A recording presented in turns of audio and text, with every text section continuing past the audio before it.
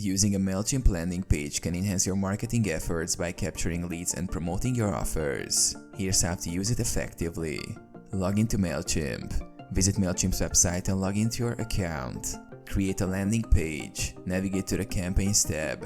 Click Create Campaign and select Landing Page. Choose a name for your landing page and select an audience to collect the leads from. Design the landing page. Use Mailchimp's drag and drop editor to design your landing page. Add and customize elements like text blocks, images, forms, and buttons. Include a compelling headline, a clear call to action, and any necessary forms to capture visitor information. Configure settings. Set up your landing page URL and ensure it's easy to remember and relevant to your campaign. Customize the confirmation message or redirect settings if needed. Publish and promote. Once you're satisfied with the design and settings, click Publish to make your landing page live. Share the landing page URL via social media, email campaigns, or your website to drive traffic and collect leads. Monitor performance. Use Mailchimp's analytics tools to track the performance of your landing page.